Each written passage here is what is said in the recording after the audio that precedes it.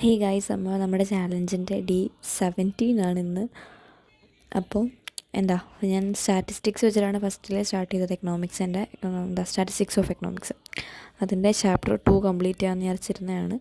അത് കംപ്ലീറ്റ് ചെയ്തിട്ടുണ്ട്. ഇനി എനിക്ക് ചാപ്റ്റർ 3യും ഞാൻ തുടങ്ങി വെച്ചിട്ടുണ്ടായിരുന്നു. അത്രയും ഞാൻ കംപ്ലീറ്റ് ആക്കിയിട്ടാണ് പോയിട്ടുണ്ടായിരുന്നത്.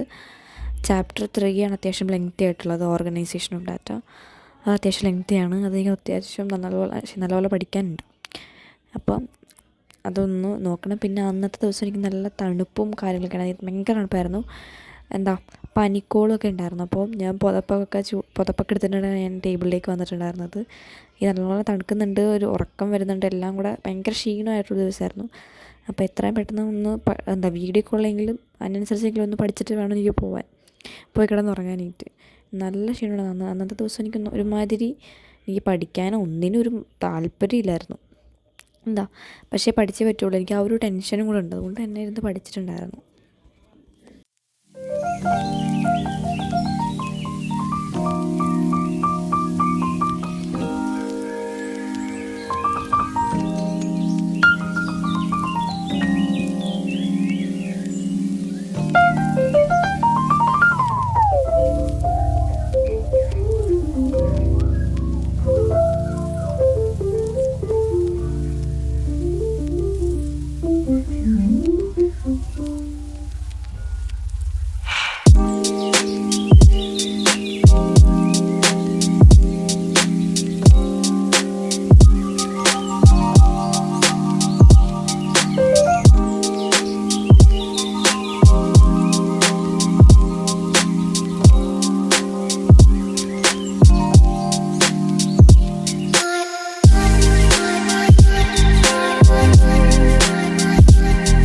എക്കണോമിക്സ് ഒന്ന് പഠിച്ച് ഏകദേശം ഒന്ന് ഒതുങ്ങിയപ്പോഴേക്കും ഞാൻ എക്കണോമിക്സിൻ്റെ ക്ലാസ് വർക്ക് എഴുതാനിരുന്നിട്ടുണ്ടായിരുന്നു.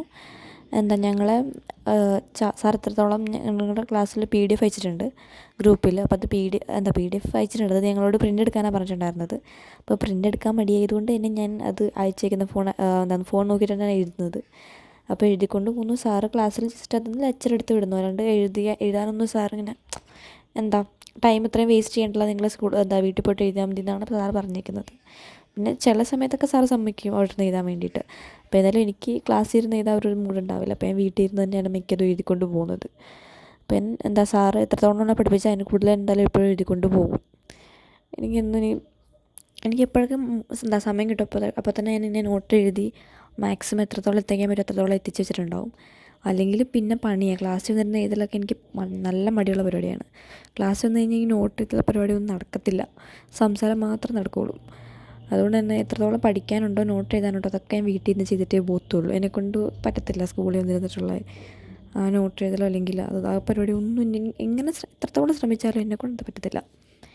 വീട്ടിൽ നിന്ന് എത്രത്തോളം പഠിക്കാൻ പറ്റുമോ അല്ലെങ്കിൽ നോട്ട് എഴുതാൻ പറ്റുമോ അത് മാത്രമേ പറ്റുള്ളൂ. അല്ലാണ്ട് ക്ലാസ്സിൽ പോയിട്ടുള്ള പരിപാടി നടക്കത്തില്ല.